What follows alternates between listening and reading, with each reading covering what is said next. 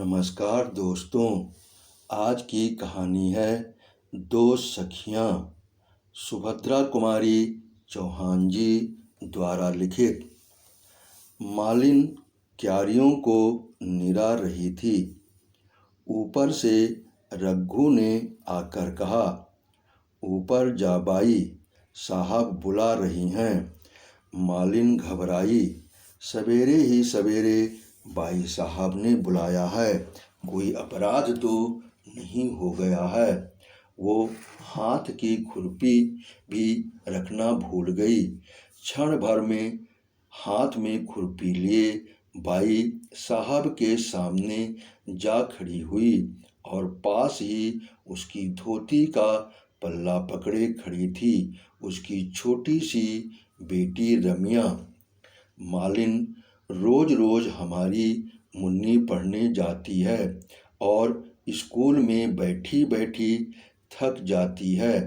इधर तुम्हारी रमिया दिन भर घास खोदती है और बगीचे में मजा करती है। अब ये न होगा, रमिया को भी पढ़ने जाना पड़ेगा। मालकिन का स्वर सुनते ही मालिन का भय जाता रहा। बोली, रमिया तो आपकी ही है बाई साहब, चाहे पढ़ने भेजो चाहे बगीचे में काम कराओ, पर रमिया पढ़ने जाएगी तो मुन्नी रानी का बगीचा न सूख जाएगा, उसे कौन सींचेगा। किसी के बोलने के पहले ही मुन्नी बोल उठी, तो फिर हम भी बगीचा सींचेंगे। रमिया पढ़ने न गई तो हम भी न जाएंगे, चाहे कुछ भी हो। मालिन ने कहा, पर रमिया के पास पट्टी भी नहीं है, पुस्तक भी नहीं है, कौन देगा मुन्ना रानी। मुन्नी बोली, पट्टी और पुस्तक का बहाना मत करो मालिन, हम देंगे। पर रमिया पढ़ने नहीं जाती तो हम भी नहीं जाते। यह लोग कहती हुई पट्टी पुस्तक फेंककर मुन्नी भागी। माँ ने उसे पकड़कर कहा, ठहर जा मुन्नी, रमिया भी जाएगी पढ़ने। पर मुन्नी तो किसी न किसी बहाने पढ़ने जाना ही नहीं चाहती थी। मालिन के हाथ से खुरपी लेती हुई बोली, माँ रमिया कैसे जाएगी पढ़ने, उसके पास साफ कपड़े कहाँ हैं। मैं अब बगीचे में काम करने जाती हूँ। मुन्नी जीने से नीचे उतरने लगी। मुन्नी को आखिर पढ़ने के लिए जाना ही पड़ा, साथ में जबरदस्ती रमिया को भी जाना पड़ा। पट्टी पुस्तक घर से ही ढूंढ कर दे दी गई। मुन्नी का ही एक पुराना फ्रॉक पहनकर रमिया पहले दिन स्कूल गई। धीरे धीरे दोनों में खूब मेल हो गया। अब वे स्कूल जाने से घबराती न थीं। दोनों साथ स्कूल जाती, साथ लौटती और साथ साथ पढ़ती। अब मुन्नी को भी कोई शिकायत न थी कि वह मुफ्त में पढ़ने जाती है और रमिया दिन भर मजा करती है। दिन जाते देर नहीं लगती। देखते देखते लड़कियां बड़ी हो गईं दोनों। जिस दिन से साथ साथ पढ़ने लगीं, उनमें सद्भावों के साथ साथ गाढ़ी मैत्री भी हो गई। मुन्नी अपने किसी भी व्यवहार से ये न प्रकट होने देती कि रमिया उसकी आश्रिता मालिन की बेटी है। रात को रामी जरूर माँ के पास सोती थी, बाकी सारे समय मुन्नी उसे नीचे आने ही न देती थी। इसी साल दोनों ने मैट्रिक की परीक्षा दी है। मुन्नी के पिता मुन्नी के ब्याह की तैयारी में हैं, पर रामी की माता के सामने एक समस्या थी। वे सोच रही थीं, रामी इतना पढ़ गई है, चाल ढाल बात व्यवहार से वह मुझ अनपढ़ की माँ से जान ही नहीं पड़ती। मैं इसका विवाह कैसे और कहाँ करूँगी। फिर वह सोचती, नहीं, विवाह कोई बात नहीं, मेरी रामी स्कूल की मास्टर बनेगी और तब रामी मुझे यहाँ मालिन का काम न करने देगी, तो क्या मैं अपने इतने अच्छे मालिक को छोड़कर चली जाऊंगी? यहाँ मेरी जिंदगी बीती है, यहीं मरूंगी भी। रामी दिन भर दूसरी चिंता में घूमा करती थी। उसे माँ के साथ बगीचे में काम करने में लज्जा और संकोच मालूम होता था, पर वह भी न सहा जाता था कि उसकी माँ दिन भर मेहनत करे और वह बैठी रहे। माँ को काम करते देख उसे बड़ी वेदना होती, पर कोई दूसरा उपाय भी तो न था। उसने सोचा, परीक्षा फल के निकलते ही चाहे पास हूँ चाहे फेल, मैं कहीं ना कहीं नौकरी कर लूँगी। 15-20 रुपये ही मिलेंगे तो क्या हुआ, माँ को तो दिन भर मजदूरी ना करनी पड़ेगी। माँ ने बहुत कष्ट उठाया है, अब वे बूढ़ी हो चली, अब उन्हें अधिक दिन कष्ट न सहने दूंगी। और इसी निश्चय के अनुसार उसने कई स्कूलों में प्रार्थना पत्र भी भेज दिए। मुन्नी की खिचड़ी अलग ही पक रही थी। उसे चिंता थी रामी के ब्याह की। वह सोच रही थी, हम दोनों साथ साथ पढ़ी और बड़ी हुई, साथ ही मैट्रिक की परीक्षा दी, और अब विवाह केवल मेरा हो रहा है। रामी का भी तो विवाह होना चाहिए। रामी का विवाह उसकी माँ के लिए न होगा, और फिर रामी को पढ़ा लिखा कर किसी अनपढ़ के गले से बांधना भी कितना बुरा होगा। पिता की लाडली मुन्नी अपने इन उठते हुए भावों को न दबा सकी। एक दिन पिता से बोली, बाबूजी, रामी को तुम्ही ने पढ़ाया लिखाया है, उसके विवाह की फिक्र भी तुम्ही को करनी पड़ेगी। अब उसका विवाह किसी गंवार से तो न हो सकेगा। पिता ने आश्वासन के स्वर में कहा, इस विवाह के बाद रामी के ही विवाह का नंबर आएगा। मैं लड़के की तलाश में हूँ। मुन्नी का भाई जगत सिंह को इधर 5 साल से विदेश में मुन्नी का भाई जगत सिंह जो इधर 5 साल से विदेश में था, आज आ रहा है। मुन्नी के पिता लड़के को लेने पहले से बंबई पहुंच चुके हैं। शाम को गाड़ी आएगी। मुन्नी और रामी दोनों सखियां बड़ी लगन के साथ जगत सिंह का कमरा सजा रही हैं। मुन्नी बड़ी ही प्रसन्नचित और चंचल स्वभाव की लड़की है। वह स्वयं खुश रहना जानती थी और पास रहने वाले को भी खुश रहने के लिए विवश किए रहती थी। भाई की मेज पर एक सुंदर टेबल क्लॉथ बिछाते हुए मुन्नी बोली, देख रामी, मैंने तेरे विवाह के लिए भी पिताजी से कहा है। वे कोई सुंदर सा तेरे ही सरीखा पढ़ा लिखा वर खोज कर तेरा भी विवाह कर देंगे। और मुन्नी ने एक हल्की सी चपत रामी के गालों पर जड़ दी।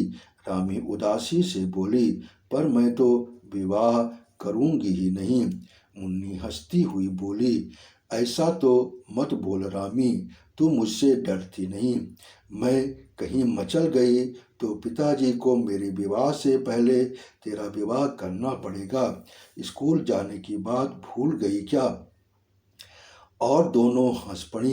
अचानक श्रृंगार मेज के पास बड़े आईने में दोनों का प्रतिबिंब दिख पड़ा। मुन्नी कुछ देर तक देखती रही, फिर बोली, रामी, मैं तुझसे गोरी हूँ, पर सुंदर तू ही है, मुझसे ज़्यादा।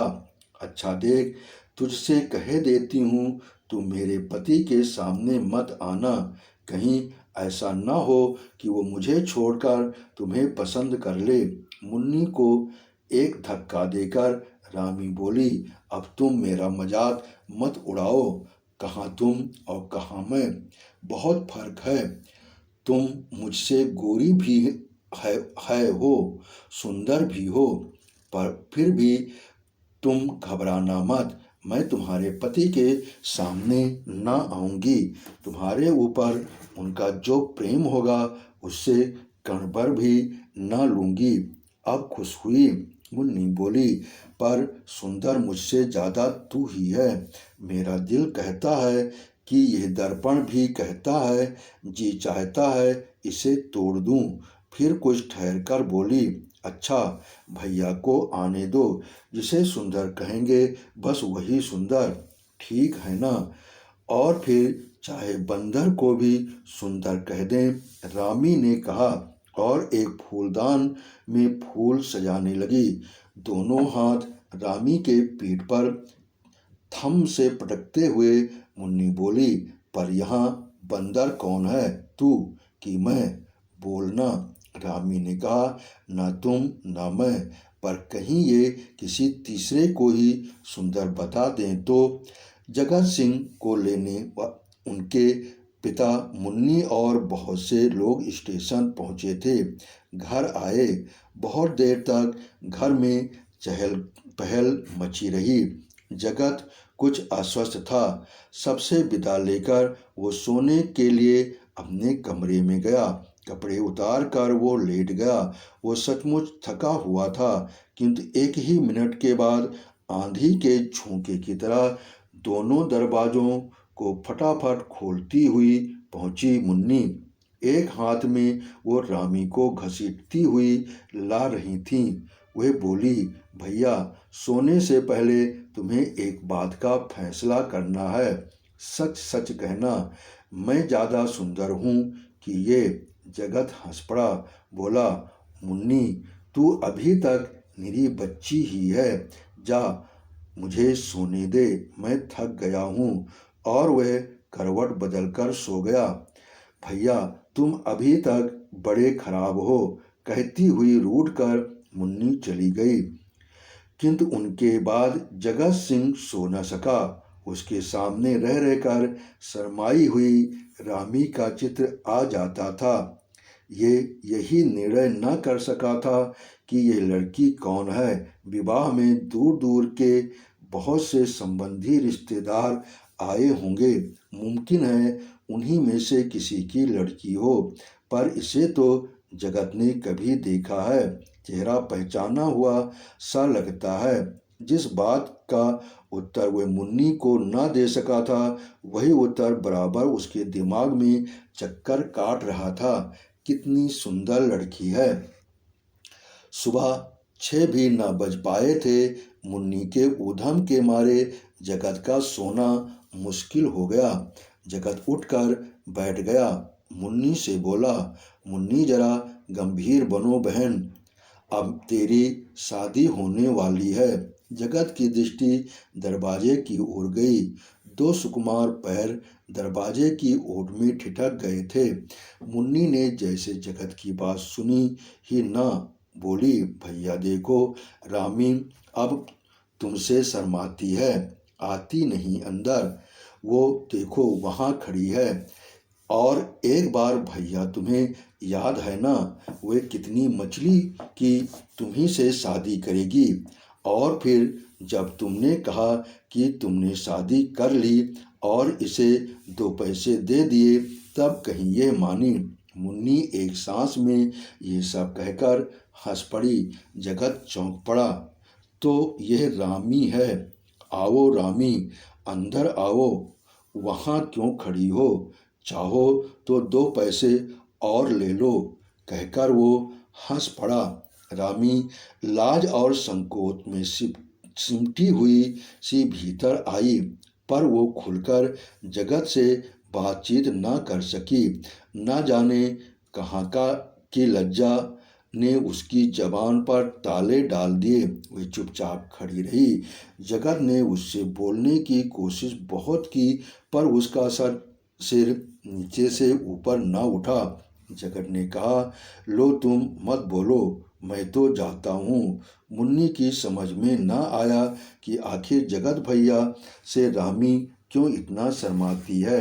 उसने रूठ कर कहा, जा तू बड़ी खराब है रामी, तू मेरे जगत भैया का अपमान किया है। तू उनसे नहीं बोली, मैं भी तुमसे ना बोलूँगी।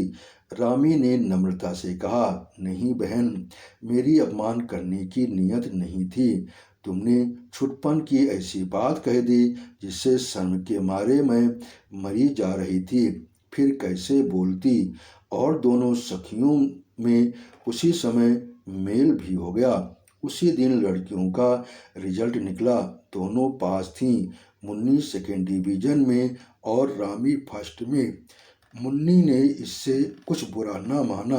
वो रामी के पास आकर उससे लिपट कर बोली, देख रामी, तू सभी बातों में मुझसे बढ़ती है। मैं सेकंड में पास हुई, तू फर्स्ट में। ये ठीक नहीं। तुझे मेरे साथ साथ चलना चाहिए। रामी ने कहा, सभी बातें मैं नहीं बढ़ रही हूँ। विवाह तुम्हारा ही पहले हो रहा है। कौन जाने तो इसमें भी मुझसे आगे न बढ़ जाए। कहती हुई मुन्नी भाग गई। रामी जगत के कमरे में से फूलदान लेकर बाहर जा ही रही थी कि इतने में ही वह पहुंच गया। वो कई दिनों से रामी से एकांत में कुछ बात करना चाहता था। उसने रामी का हाथ पकड़कर अंदर खींच लिया। बोला, रामी ठहरो, मुझे तुमसे कुछ बात करनी है। रामी घबरा गई। इधर उधर देखती हुई बोली, आप मेरा हाथ छोड़ दीजिए, कोई देख लेगा। जगत बोला, पर तुम ठहरोगी, जाओगी तो नहीं। रामी का स्वर कांप रहा था। वो बोली, ठहरूंगी, पर पहले आप मेरा हाथ छोड़ दीजिए। रामी का हाथ छोड़ जगत दरवाजे के पास रास्ता रोक कर खड़ा हो गया और बोला, रामी, मेरे पास भूमिका बांधने का समय नहीं है। मैं तुमसे विवाह करना चाहता हूँ। तुम्हें स्वीकार है। रामी कांप उठी। उसने कहा, पर यह कैसे हो सकता है। मैं मालिन की लड़की हूँ और आप क्षत्रिय। फिक्र मत करो, मैं केवल तुम्हारी राय जानना चाहता हूँ। अब रामी कैसे बोले से नीचा करके वो खड़ी रही।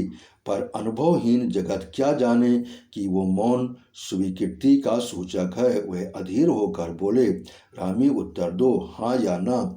मैं तुम्हारे मुंह से सुनना चाहता हूँ। तुम खुशी से स्वीकार कर लोगी तो ठीक है, इनकार करोगी तो मैं तुम पर किसी प्रकार का दबाव न डालूंगा। सच्चे आदमी की तरह मैं तुमसे पूछता हूँ, क्योंकि मैं तुमसे विवाह करना चाहता हूँ, पर तुम्हारी अनुमति से, तुम्हारी इच्छा के विरुद्ध नहीं। रामी फिर चुप। जगत से ना रहा गया। उसने फिर रामी का हाथ पकड़ लिया और बोला, रामी, मेरा भविष्य तुम्हारे उत्तर पर निर्भर है। बोलो, तुम्हारी इच्छा के खिलाफ मैं तिल भर इधर उधर न जाऊंगा। बोलो, तुम्हें स्वीकार है। मैं बहुत पहले ही स्वीकार कर चुकी हूँ। कहती हुई हाथ छुड़ाकर रामी भाग गई और सीधी जाकर अपनी माँ की खाट पर लेट गई। उसने मन ही मन कहा, रामी कै चंडी ठाकुर, तुम ही रामी को भुला देते तो रामी का दुनिया में कौन रह जाता। जगत ने अपना निश्चय पिता से कहा। पिता के पास काफ़ी पैसा था, रुपयों का उन्हें लोभ न था। फिर वे स्वयं रामी को बहुत चाहते थे। इस बात पर किसी को कुछ ऐतराज हुआ तो जगत की माँ को वे किसी बड़े आदमी से ही संबंध जोड़ना चाहती थीं। एक मालिन की लड़की से ब्याह कर उनके दृष्टिकोण से समाज में उनकी प्रतिष्ठा बढ़ने की जगह कम हो जाएगी। पर उनकी कुछ न चली। एक ही मंडप में रामी का विवाह जगत से और मुन्नी का विवाह शांति स्वरूप से हो गया। आपने कहानी सुनी, इसके लिए आपका बहुत बहुत धन्यवाद। आपने सब्सक्राइब किया, इसके लिए मैं दिल से आभारी हूँ।